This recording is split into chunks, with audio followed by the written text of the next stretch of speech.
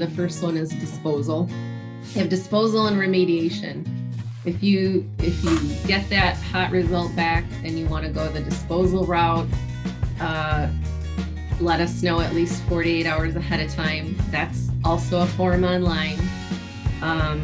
We will come out and witness the disposal.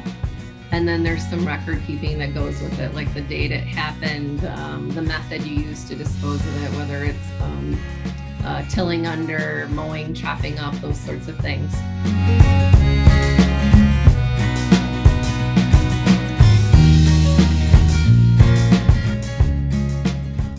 We are live on the iHemp Hour.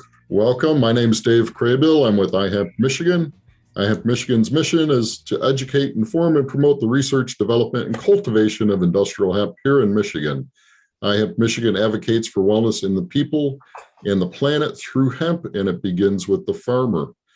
Please join us in our advocacy and join iHemp Michigan.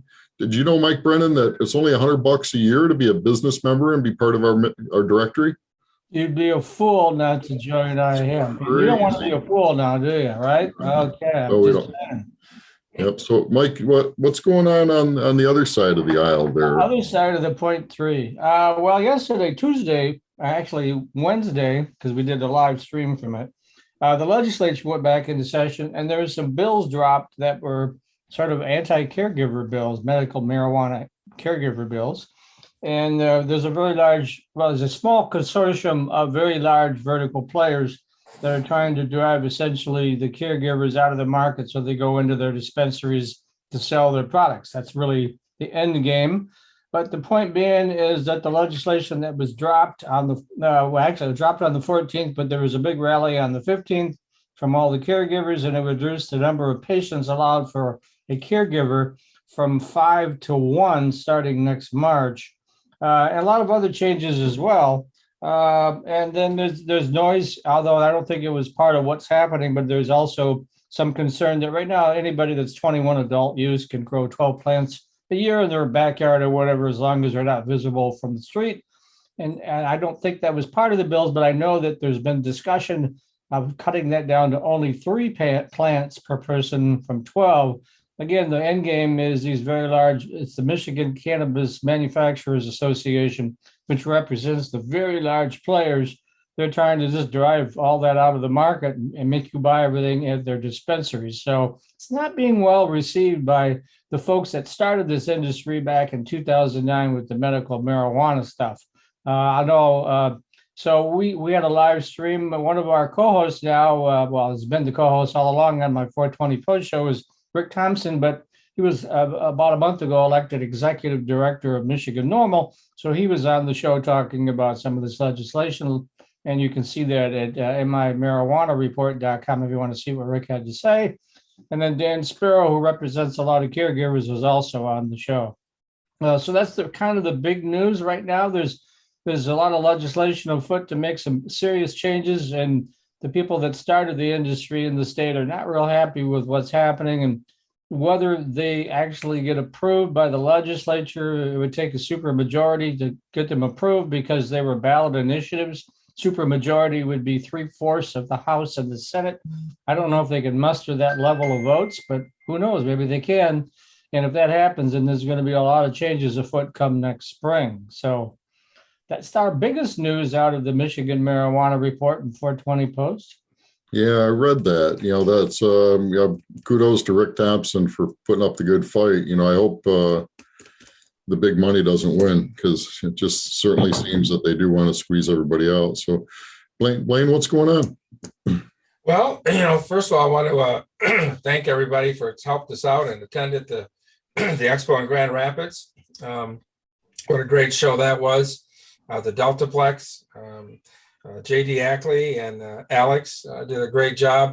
JD spoke on Hemponomics 101 there, did a real nice presentation on that. Also, another member, Michael Toohey, Great Lakes Hemp Supplements, he was there, did a nice talk on use of CBD and other products for medicinal purposes. And so I want to thank them for stepping up. And then I want to thank Scott Colville too. He joined us down at Raleigh and so did Michelle Beeks. Want to help her, give a shout out to them for helping us out with that. What a great show down there. And there's just so many good things that are still happening. I know that everybody with the CBD is a little on one side of things, but the industry as a whole is moving forward. And it's still in a very positive direction. So very happy to see all that. When you go to these expos and you go to these shows, it's where that magic happens, right? It's where you get to meet other people that are in the industry and see what they're doing. And that just gives you the excitement to know that people are still moving forward with a lot of stuff on this. So talk about the expo. We have ours coming up, of course, in January. It's going to be January 21st and 22nd. It's a Friday, Saturday at the Lansing Center and also the Radisson Hotel. Friday night will be the Hemp Awards party, so you don't want to miss that. We're going to have a nice dinner. We're going to have a DJ, and a lot of fun awards are going to be given away for that. So if you're making any kind of hemp product, innovations. Also, we have a photo contest that you can enter in that.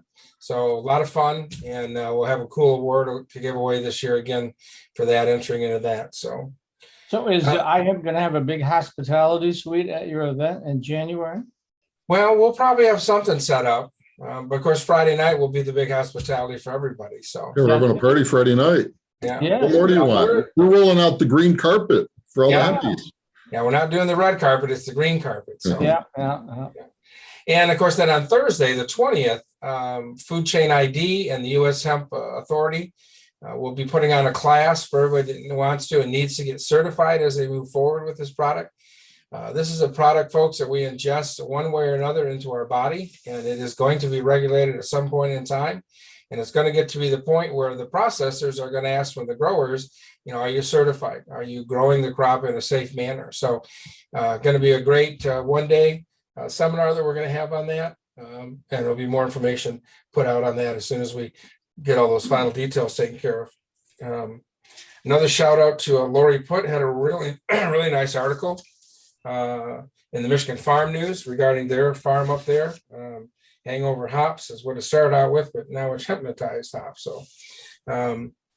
So great article there. Plus, shout out to Tony Solano for what he did for the STEAM competition. Nice little get together there at Garfield Park in Grand Rapids as well last weekend. So busy. We're still doing things. We have a date pretty much in line for the October Hemp networking, and that's going to be Saturday, October the 16th. We're going to have a tour up north. We're going to stop by Lakeland Hemp, one of our sponsors of the show. We're going to stop there, and then Michael Toohey is going to entertain us, and we're going to have a great time seeing some fall colors. And I'm thinking about maybe the terminology growlers in the grow or something like that when we do Lakeland Hemp. So we'll see what we can do there. So, but one of the big things that come out this week was put out by MDARD as well as many others. USF Roundtable, FDA, CDC, about Delta 8 and regarding the safe issues surrounding that product.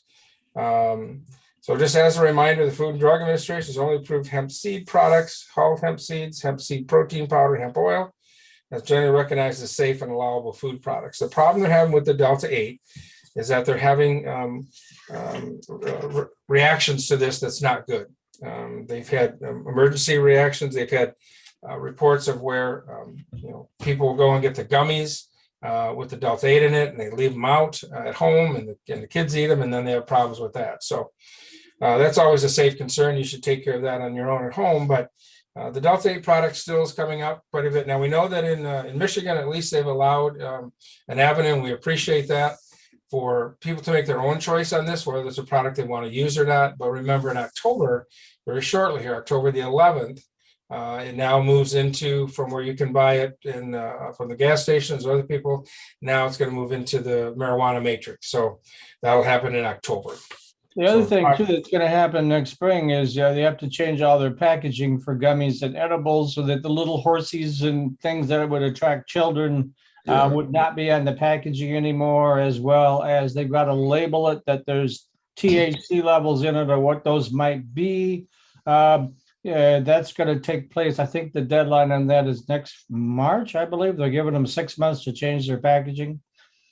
Mm-hmm. So that's in Michigan, Mike? Yeah, it's in Michigan. That's something we covered on my show. They announced it about a month or so ago, I think, Dave, maybe a little longer than Yeah. that. Mhm. But some of these packaging, if you look at the gummies that the THC and that they sell at the dispensaries, Looks will have just fanciful like, characters on there. And those are all gone. They got to all be gone by next March. yeah, And then they treat it more as medicine than as Andy? candy. yeah, candy. I guess that was the word I was looking for. So. Mhm. Well, good, Mike. So they can find that if you go to the 420 post. You can Actually, that. MI marijuana report. Yeah, we'll probably do an update story on that. But yeah, they announced that, and then we had a show on that. I'll see if I can find that show and post the link out so people can watch. Okay, Cool. super. So that's really the big news to come out this week. A few other things I'll cover at the end of the show, but Mike, I think it's time we get Molly right on front and center. All right. Well, we're excited to have Molly Mott from Michigan Department of Agriculture and Rural Development Pesticide and Plant Management Division. Wow. That's a mouthful. So Yeah. Molly's been with MDARD for 20 years, and she was just thrust into this new position when Gina decided to stay home and retire. So Molly, how you doing? Thanks for joining us today. Thank you so much, Dave. I appreciate being here, and I appreciate giving the opportunity to talk with everybody and clarify anything that I can clarify and go over regulations and anything else you want to talk about. Okay. All right. So, the Delta 8 thing obviously is the big gorilla in the room, and we've come out, I've spoken about that. My big concern with it is the way it's processed. It's like anything that we consume, it should be CGMP. It should, certified good manufacturing practices, I think is what that stands for. So, we should have these processes in place and do it right, if we're going to consume it so we don't cause harm. And that's what, with the Midwest Hemp Council meeting, there was a lab talking on their meeting this week, and he's seeing levels of solvents and such, and yet people are using muriatic acid in their garage to convert CBD isolate into Delta 8. That's how it's made. He says, well, you can use lemon juice or whatever, any kind of acid, will cause that conversion. And he says they're finding solvents left in it. So is that Delta 8 now is totally out of your realm come October? Right. That, that's going to be entirely with MRA, Marijuana Regulatory Agency. And that really is the better fit for it, right? When the Department of Agriculture jumped into the hemp world, we were looking at the fiber things, we were looking at the CBD issues, and while some of these other chemicals have been around for a while, they're just getting into the limelight again, right? And dealing with intoxicating compounds is not necessarily where my division and my department is going to usually, right? We are definitely in the cultivation world. We deal with pesticides. We deal with inspecting ornamental plants. We deal with diseases, invasive species. Those are the things that my division typically deals with. So in a nutshell, things like Delta 8 and THCO acetate, those things are a much better fit getting regulated with MRA than they are with MDARD.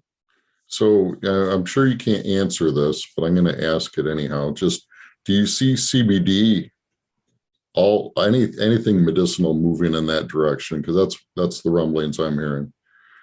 I see that in other states. We're talking about the same plant, right? And this legal description that puts it above or below that 0.3%. So is that going to happen in Michigan? I have a lot of superpowers, but no ability to foresee the future. So I don't know. I honestly don't know what it will look like.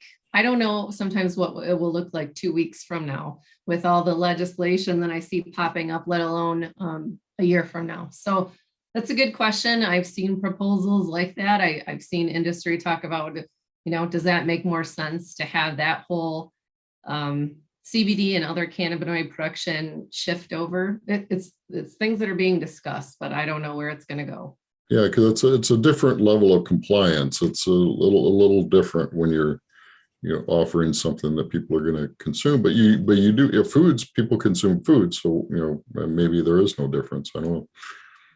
Well, MDARD isn't, that you're talking about intoxicating things. Alcohol isn't with us either, per se, right? Well, but yeah, so you're making an argument, that CBN, CBG, CBD, they're not intoxicating. But now I'm hearing, there's all these THCO, THC. I don't know. I have a list of them.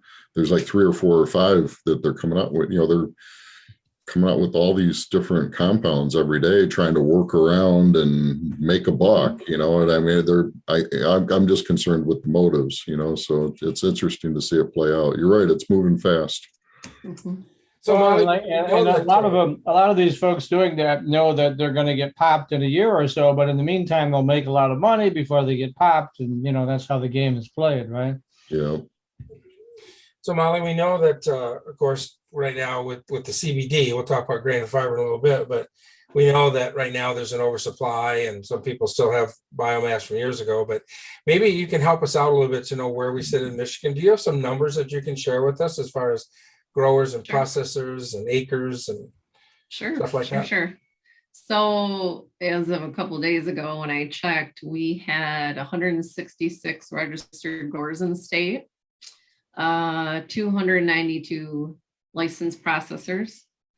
Oh, We have, it's for square footage, so indoors, 1,301,779 square feet. I think that ends up to about 30 acres of indoor growing and 2,830 outdoors.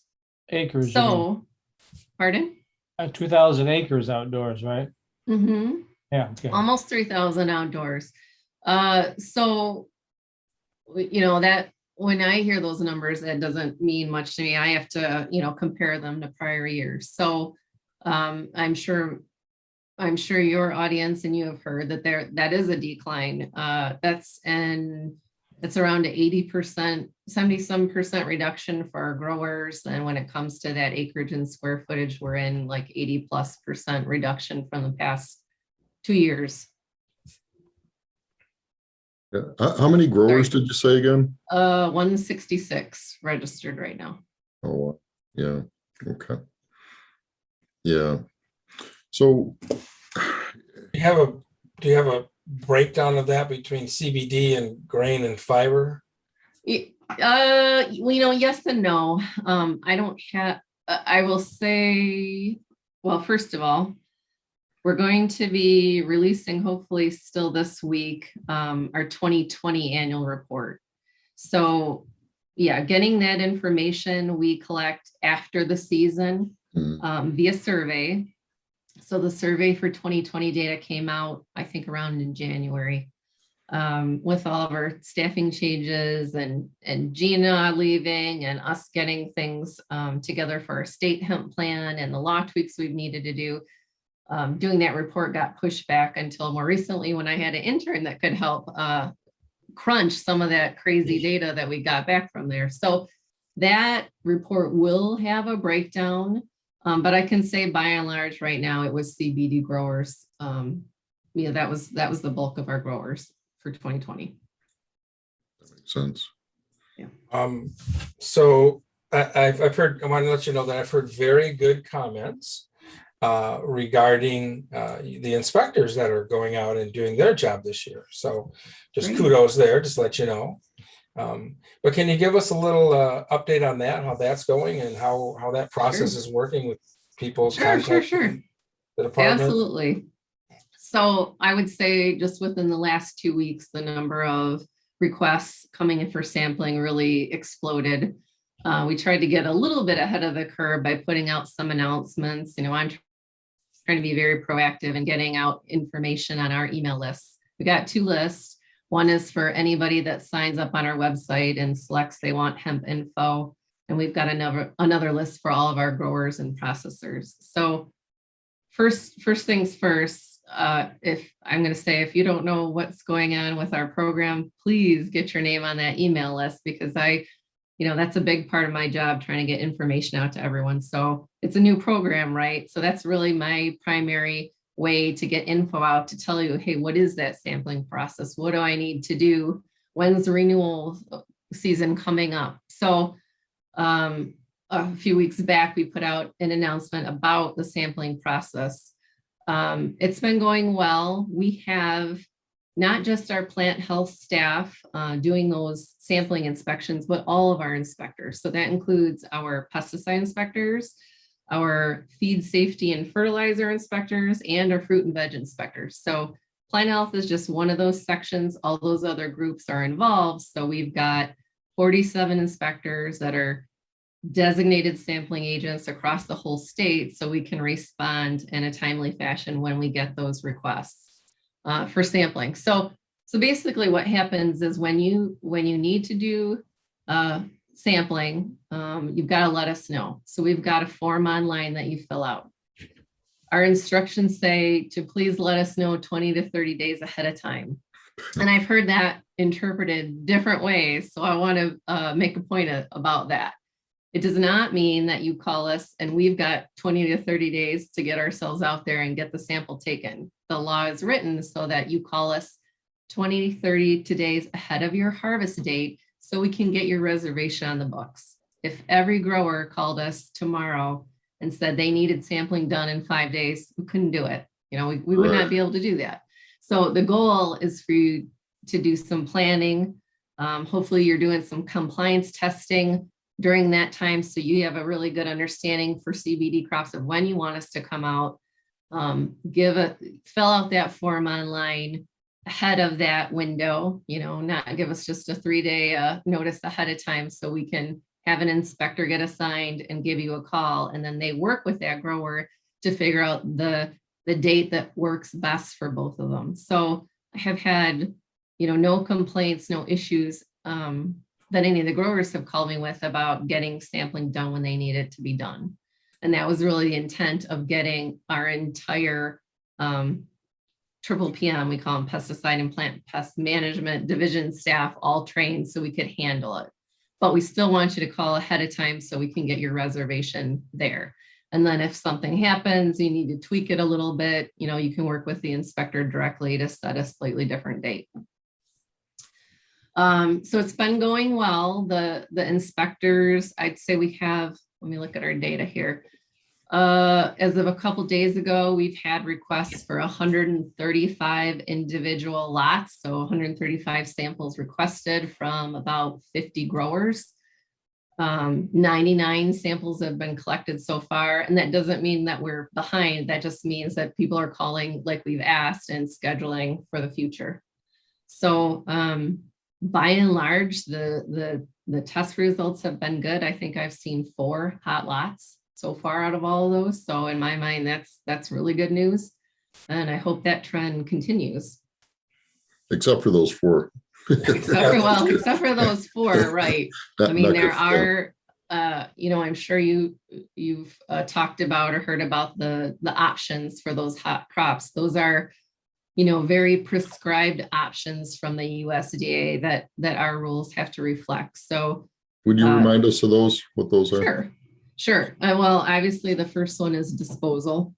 You have disposal and remediation. If you get that hot result back and you want to go the disposal route, let us know at least 48 hours ahead of time. That's also a form online. We will come out and witness the disposal. And then there's some record keeping that goes with it, like the date it happened, the method you use to dispose of it, whether it's tilling under, mowing, chopping up, those sorts of things. So we want to make sure that you're maintaining a record of that disposal. And when an inspector comes out, their report to you is your record. So you can just keep it that route. So that's disposal. The other option is remediation. So USDA prescribes 2 different ways you can go about remediation. One is clipping off all the flower buds, disposing of those, and using the rest of the plant. And MDARD would have to come out and sample that, just like their pre-harvest sampling, and witness the disposal of those buds. And then the other option is grind the entire lot into biomass, and then we come out and sample that. And then hopefully after you've done one of those routes, you've got a compliant lot. And the notification for remediation, if you go that route, is the same as pre-harvest sampling, same form, same thing online. Of those 4 companies or farmers that were hot, do you know which paths they took? Well, it's all pretty new. One did do the disposal route. One is doing the remediation route with cutting the buds. That's actually a fiber crop that went hot. Wow. Really? Yeah, and I don't have more details about that as That's far, right. you know, that's a visit that we Yeah, still we have don't- to make to watch that happen. But right, and the other 2 are so new that, you know, I don't know what they're going to do yet. Well, I know that you guys will be at the expo too. You and Craig will be able to share all that information from what happens this year. It's interesting. It's really great news because this is the only way that people can, you know, figure out which genetics are going to work and which aren't. The other thing, I'll give a little shout out to Neogen. If anybody still needs this service, they've come up with a device that farmers can test their crop throughout the growing season so that they know when it's getting to that, you know, 2 1/4, 2 1/2. Okay, well, it's time to get that, call that test for MDARD to come out and do that so that we don't go hot. So again, if you're still in that area and you need some assistance, you can give me a call, or Jen Nelson also, or Neogen. We can talk to them, but there's a way to help prevent that this year. So The Raptor. the Raptor, yeah. That's a cool name. But I'm really Well, I surprised. know you don't make the rules, but if it was decided to go to 1% for hemp, would that make your life a lot easier at your job? Oh, well, sure, absolutely, because well, I should, one was actually higher than 1% so far this year, but the others are under 1%. So certainly that would prevent us having to do, you know, this whole remediation or disposal process, and make lives obviously a lot easier for the industry. Sure. We need to get Annie Rouse back on, because she had an argument against us. She says 1% is already in the USDA rule in a Really? fashion. I And can that if talk we go about to, that.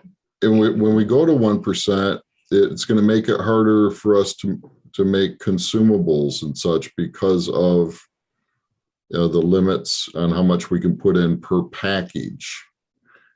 Well, that side I'm not sure about, but I think what she's referring to as far as the USDA's rule, and again, that is also reflected in our state laws, is 1% comes in when we start talking about violations. So USDA has prescribed that over your 0.3% plus your measurement of uncertainty up to 1% is a negligent violation. That's phrasing that USDA uses, and that automatically kicks you into a path of where you get issued what they call a notice of violation and a corrective action plan.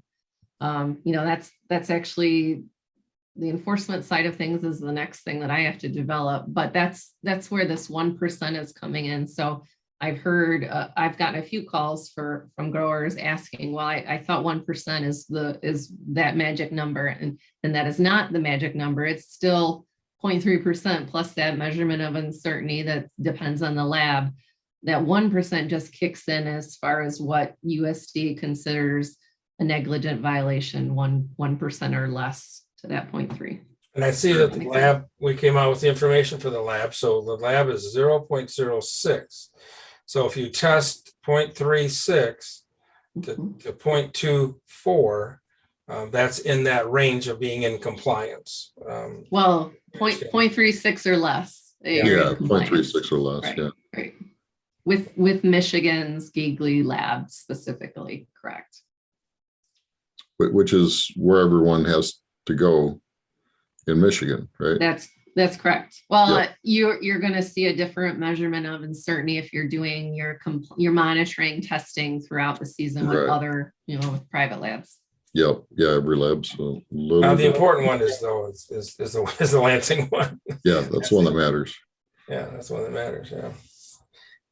So how about complaints this year? I know obviously with numbers down, I mean, we probably don't have as many complaints, but are you still getting as many complaints or different complaints or anything we can share with everybody to Well, stop those complaints? yeah, we have not received very many complaints at all. The complaints that we got so far this year, one are related to seed, quality of seed.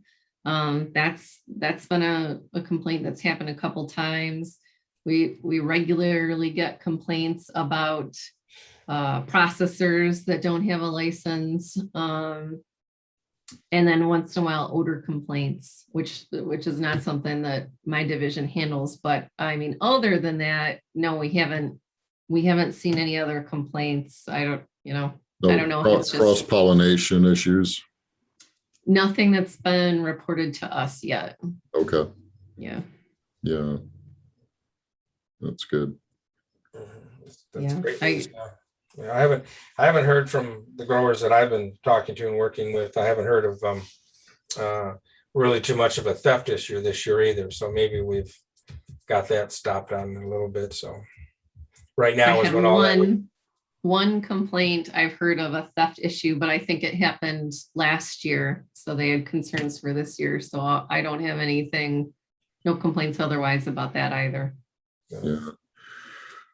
So the program, we went from $100 to grow to $1,250. So it washed out any people just doing it as a hobby or just research. Do we see any potential to come back where we can, because we need to learn more about these genetics, that people are having seed problems because we just don't know what we don't know yet. There's, of course, bad actors out there, but, we need to develop more data and figure out what to grow. And with 166 growers instead of 500 growers, we're going to have less data. So, it's Sure. something. Right. So, I mean, as you know, right now, that registration fee is set in statute. Is that going to change? I don't know. That's definitely something to talk with your legislators about. Yeah. As far as the change so I'm sure your listener is aware. So 2019 and 2020, we were operating under an ag pilot program, just basically a bare bones law that said after the 2014 Farm Bill that you could do research, right? So growers were partnering with MDARD to grow hemp, taking their own samples and sending them to the lab. And that along with the license itself was the extent of the program. Now, starting in December 1st, we moved to the state hemp plan. So what that means is we had to develop laws and develop a plan that got submitted to USDA for approval, basically, so they could ensure that what we're doing at the state level meets their requirements, right? That matches everything in the final rule that they prescribe that we need to do. One of those requirements is that our department has to attest that we have the resources and ability to manage the program. So we are not getting tax dollars, no state tax dollars, no federal tax dollars to run the program. It's got to be self-supporting. This is, of course, before my time. This is when Gina was here. The information at that time when we started down this path from the industry was that they wanted a state-run program, not a federal program. So, I mean, since that time, we've been working hand in hand and listening to the industry and developing the program. So we've put an immense amount of time in working with our legislator, Senator Lowers, to get those laws matching what USDA needs. A lot of effort into our state hemp plan, a lot of effort into policies and procedures and things that our inspectors need to do. With the hopes that, we're providing the best service that we can provide for growers. like I said, we've got 47 staff based statewide already. And hopefully we are the entity that can get you as growers, the sampling done that you need done when you need it done. So I'm hoping that continues to be a benefit for you all. Are those fees going to change?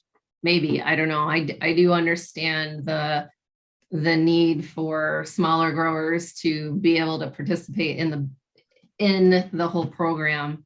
And that's something we hear and something that we pass on to the legislator as well. So again, we'll see where that goes.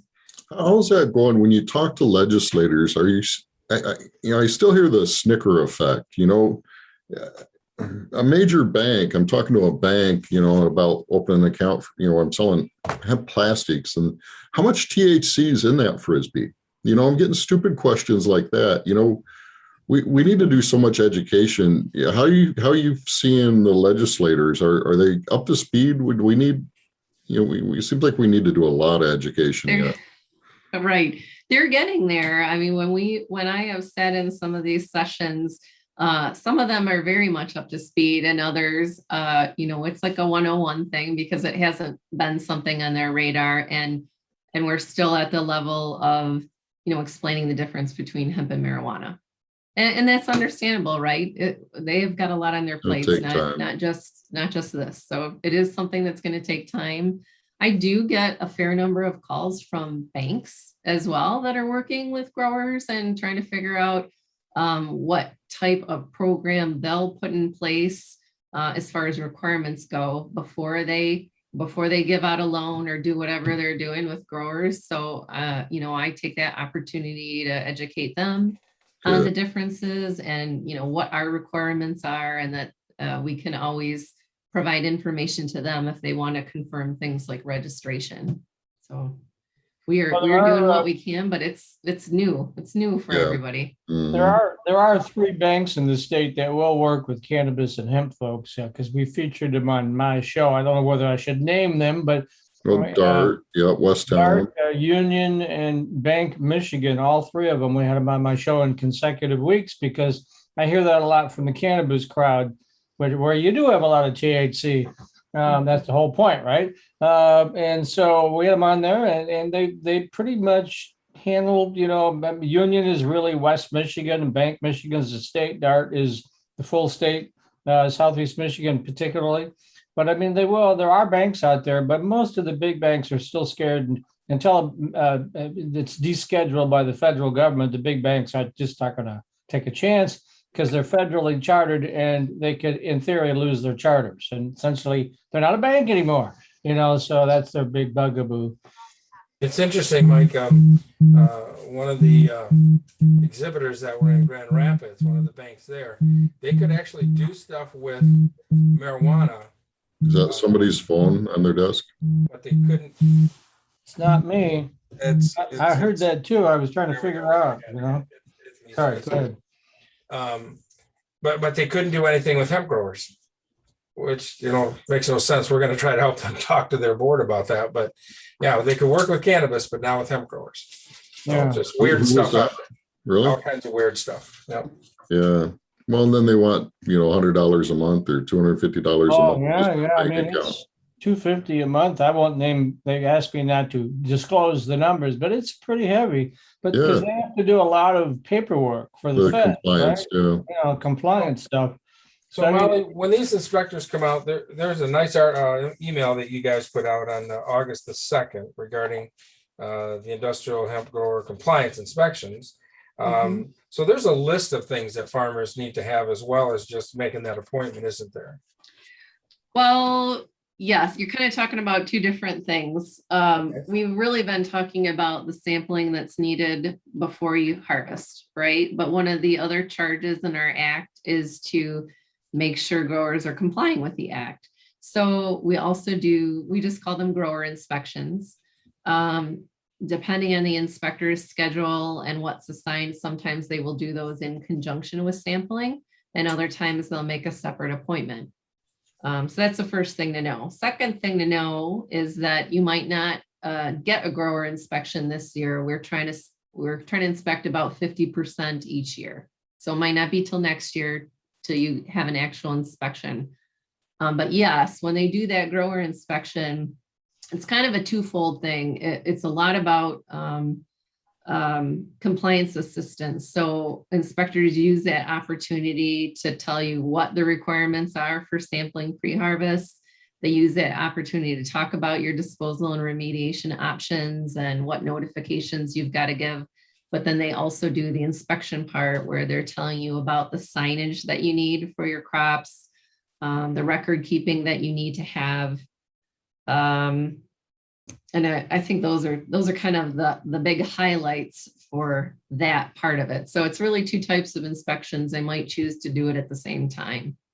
I'd say this again, of course, this is the first season we've been doing that. I think we've maybe gotten through about 30 of those grower inspections. So I've had a lot of good feedback from our inspectors, a lot of good questions. This is, again, the first season then that they're out. So, developing procedures for a brand new type of inspection for a brand new industry for our division, they're always going to find unique situations and things that we didn't even think about, when we put those procedures together. So it's a learning experience for them and for the growers too. But I really like those inspections because they're comprehensive. They cover everything that the grower would need to comply with when it comes with growing and processing. So how much training do those inspectors get? Now, how familiar are they really with industrial hemp? Well, they've been getting training since February. Mind you, we are still operating mostly virtually. We've just started kind of opening up to have some in-person training and meetings, but they've gone through a series of, I'm gonna guess about 6 different trainings to go through this. They usually buddy up when it's a newer inspector going out to do this type of inspection with someone that's already done it. We've also done on-site training at a grower processor's location so they could see what's going on. We also have pesticide inspectors that have been pairing up with folks from the Marijuana Regulatory Agency to see what that world is like as they deal with pesticide use complaints. So, I don't want to rush it. Again, this is the first season. So I'm going to say, they are the ones they know about the laws, but you are the experts when it comes to growing and processing. They're learning as much from you as you are from them.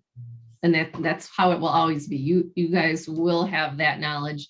Our inspectors, particularly plant health, this hemp is one program that they regulate, just one of many. They're going out doing Christmas tree inspections. They are inspecting ornamental and perennial growers all summer long. They're doing invasive species. They're worried about spotted lanternfly right now. So they have a lot on their plates, and hemp is one of those things. So they're going to learn, and there will be questions coming up, and I handle those. I don't think a day goes by that I don't get a question from either growers or the staff or lawyers for the growers and processors. So I think everybody is in the learning mode right now. Oh yeah, for sure.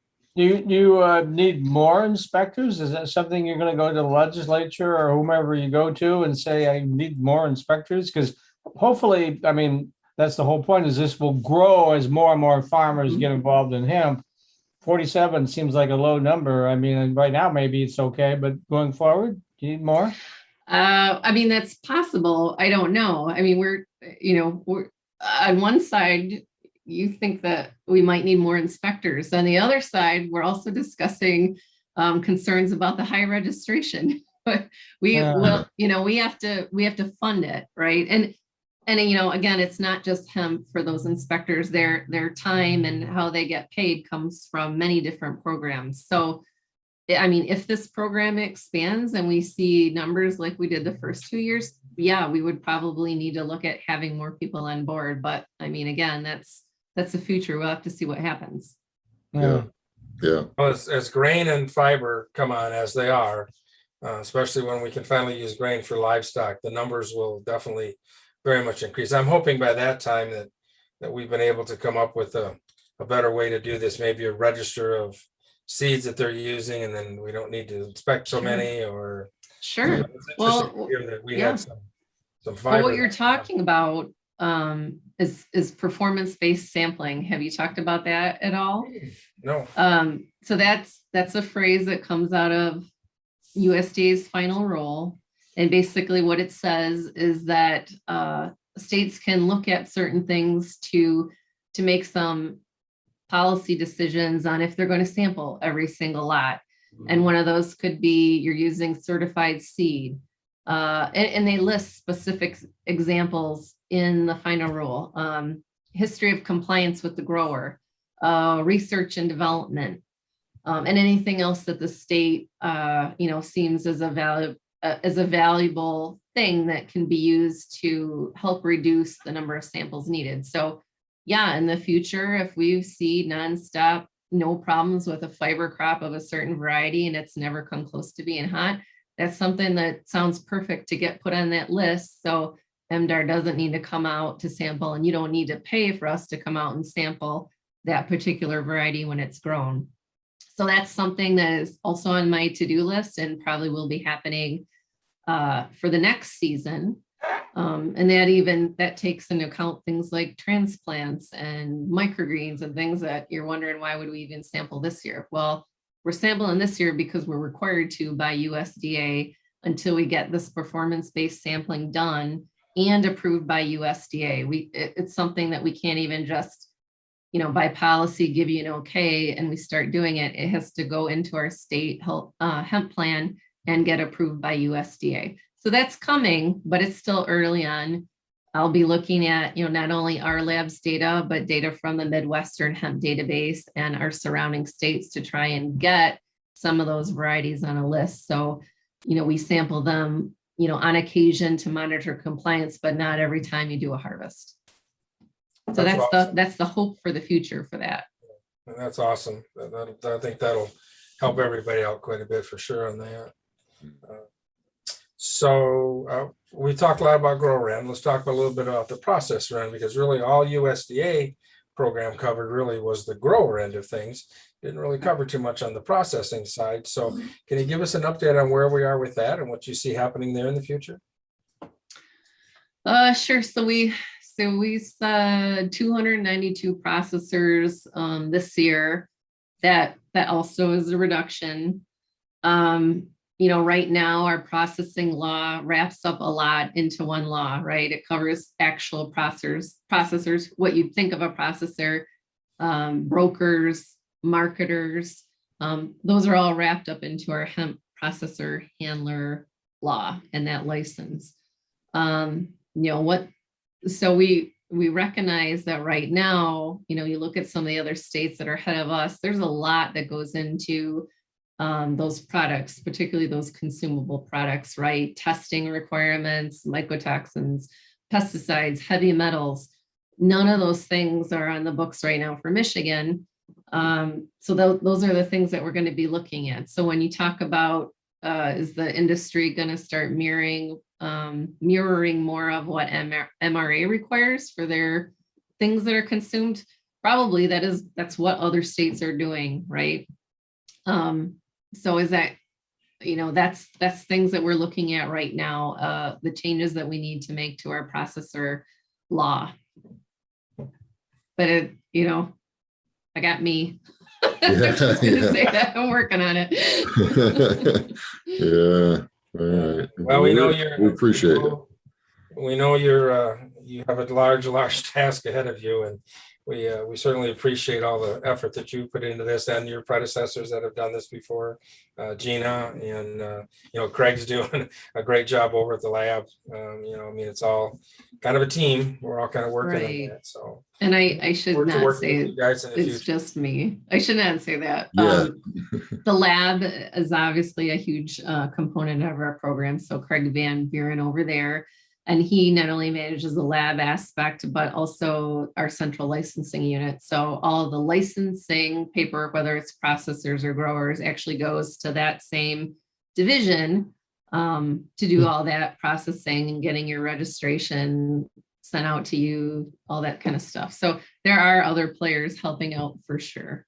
Oh, Yeah. Yep. So But you some can always takeaway, use more pants, right? Absolutely. so some takeaway points that we have on here is that if they're not already signed up, everybody needs to make sure that they get signed up to get the emails, right? Yes. From our- Yes. And that's super easy. You go to any MDARD webpage or Hemp webpage, which is michigan.gov/industrial hemp. You can go to the very bottom of any page, including that one. You'll see a red envelope that says sign up for email from MDARD. And then you can pick, there's a bunch of different topics there because the department covers all sorts of things. So pick what you want, and then you'll get on that list. So when we send out notices about Delta 8 or our sampling process or your options for disposal or remediation, you'll get that information. And you need to read those emails. That's the other part of it. Right. That's right. That's right. It's an important part. I know pretty quick when someone hasn't read when I get an email that says I need sampling done, period. Yep. So there was a question on Facebook. Could you, Blaine, you had explained it, the variance on it's 0.036 would be the amount with the variance at the lab is like the compliance level, right? Yes. That's right. Right. For Michigan, for Geegley's lab. Geegley lab, because Yeah. that's their calibration. Right. Like they're think a standard deviation Mhm. back in the school days. That's your error there. So 0.36, that's the maximum allowable THC. 0.036, right? Yes, But the zero is important. 0.3. Yeah, otherwise it's 36%. 0.36%. Yeah. Sorry. Yeah. So that's a nice little cushion there for some. That'll help on that for sure. So, Mhm. but again, we understand your task you have there. I kind of did a little quick math, and with the numbers that we have, both processors and growers, and that $12.50 fee. Although it sounds like a lot of money to run an agency, it's really not for what you're trying to It's do. not a good thing. So, It's understand. not. And we didn't talk about it. It's a little known fact, I think, but before our Public Act 220, the Growers Act was updated to comply with the interim final rule and the final rule. So before all that happened, drying hemp was actually a processor activity. It was in the law as a processor activity. So those first 2 years to be in compliance, if you were a grower and doing what all growers do and hanging up their plants in their barn and drying them, you technically needed both the grower and the processor license. Yep. Now, I think just about everybody bought both that first year. They might have, but then after that, so with that law change, that drying got moved to the Grower Act, right? So you really, if you were only doing those activities in 2019 and 2020, you needed a $100 license and a $1,350, right, for the processor. If you were only doing those activities come 2021, you only needed the grower license. So you'd technically be saving yourself $200, but that's a little thing that I don't think a lot of people even realize that difference and when that got moved from the old But if you're going into to the grower definition. but if you're going to market your own product, you're going to grow and market, you need both. Oh, yeah, absolutely. Yeah. I'm just thinking of the Yeah, traditional vertical. things that you would do for cultivation only. Yeah. But right. Integrated. Right. Well, I mean, so that's something to think about. I like I said, I understand entirely the fee change and how that's difficult, especially for smaller growers. It's something to think about when you talk with your legislators. Do you, if we get to the point, you know, where our department can't support the program, you know, we might be in a situation like Wisconsin is in. I don't know. You know, but you know, we're doing what our laws say and what our legislatures end up, you know, what they end up telling us to do. So that might change in the future, but so far we're operating under, you know, this program run at the state level is something that the industry wanted, and we're busting our butt to make sure that, you know, we get everything out there that's needed and run a good program, not just for the growers and processors, but for our staff that, you know, have to go out and implement that program. They need that kind of clarification too. So I have a question on the sampling, back to the sampling real quick. Yeah. So I spoke with the grower yesterday. I won't disclose who it was, but he hadn't called in for his appointment yet. And he's like ready to harvest. So Ruh-roh. he's going to have to harvest and hang them and inspect them there, because you want it to stop, right? I mean, you're at more risk the more time goes on for it to go hot. Oh, sure. Can you sample it in the barn?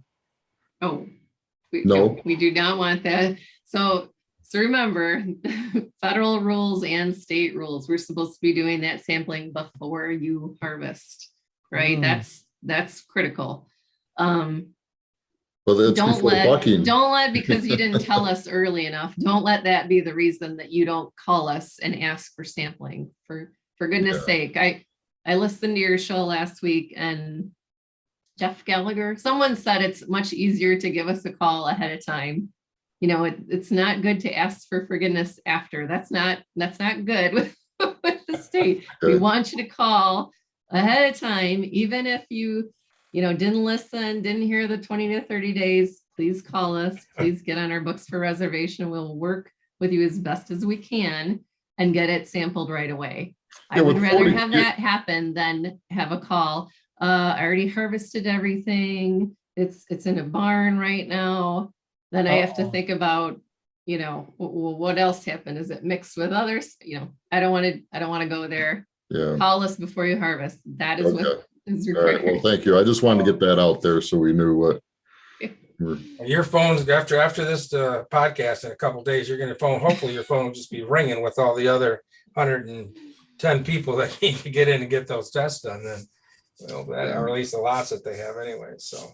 Yeah. Now, there isn't like an expedited fee if somebody needs to, like this particular individual, if they pay an additional fee, I'm not, you know, is that? Yeah, we don't have that yet. Okay. And I would say, man, that's a great idea, but I can't imagine if I'm getting complaints right now about the fees, what they're going to do with another one like that. We don't have that right now. Call early. That's the bottom. But don't call often, right? You know, just call early. So you can still set it for, you know, again, it can even be over their 30 days, right? Once they call in, they say, well, I really don't need it until, you know, this date. It can be more than 30 days away. You can get it set up. Yep, we've gotten a few of those too that are calling very, very far in advance. And again, I'd rather have that than last minute, but you know, we all know it's a brand new program. These are all new rules that everyone is learning about. So our inspectors are working with the growers when these situations happen and getting them on the books. Believe me, I've seen some outstanding things of people driving across the UP to get samples done. You know, we have inspectors everywhere, but as you can imagine, they're more sparse than the UP. That takes a lot of work to go from one side to the other. So it's happening. We're getting a lot of samples coming in hot and heavy. Our lab is doing a great job keeping up. So we'll work with you, please. So it doesn't matter if it's sampling or, you know, any other thing that you have questions about compliance with. It's always better to ask me ahead of time. Communicate. and for goodness sake, call before you harvest. All right, excellent. Well, good. Well, Molly, thank you very much for taking time out of your busy schedule. I know that what's going on there and spending a few minutes with us today and sharing that information. And we look forward to you and Greg presenting at the expo in January. We'll get that official request out to you real soon.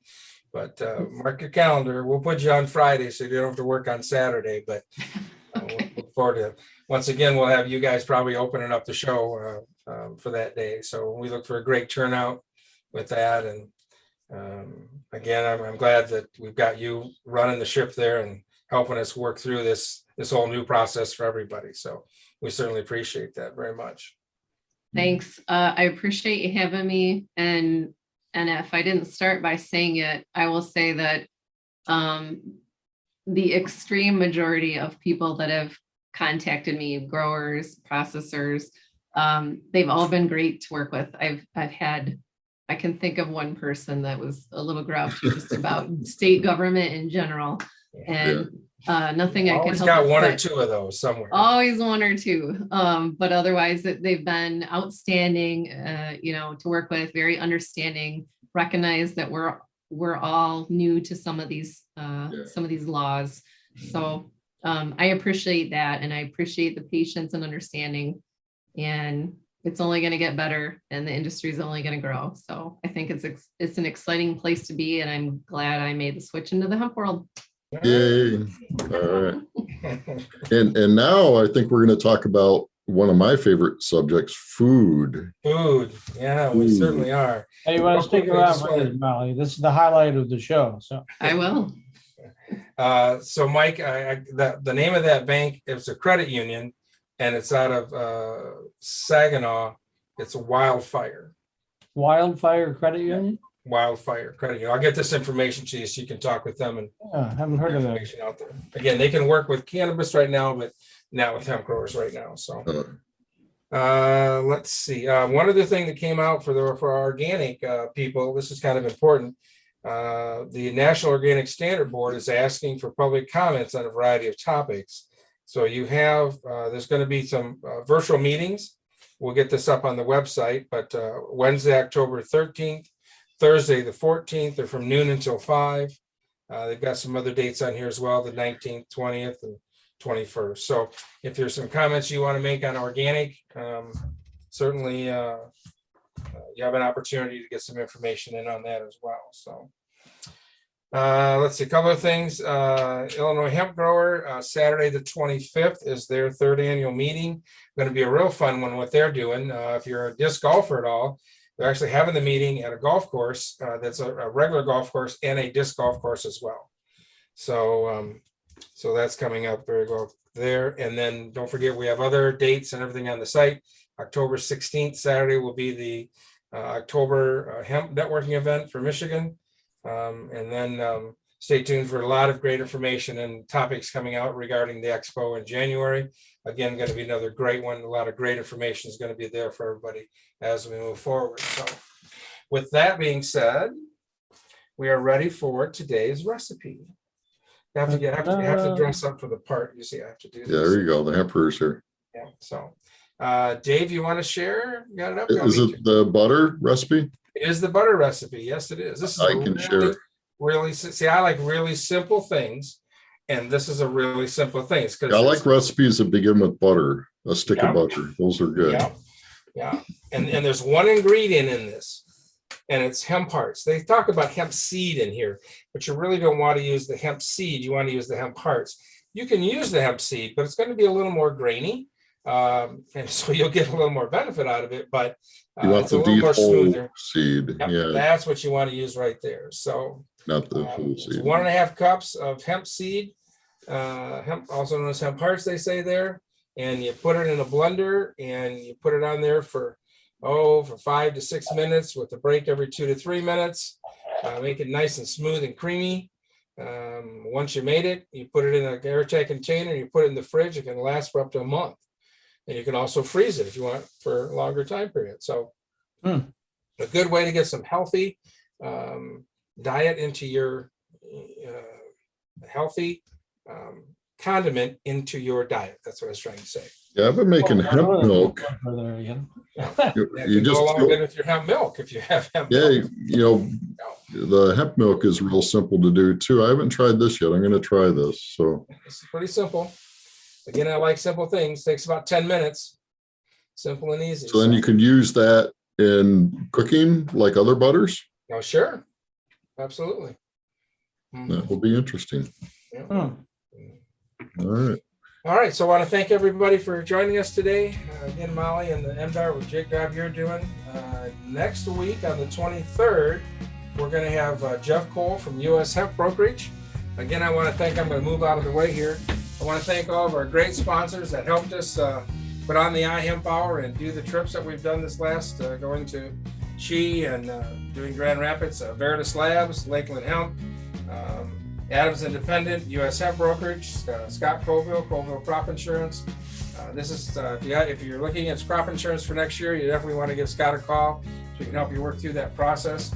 iHemp Manufacturing, the Hemper, that'll be the oils and the stuff that I make. The Midwest iHemp Expo, Neogen, and US Hemp Wholesalers, better known as Made by Hemp. So I want to thank everybody for their support and their help.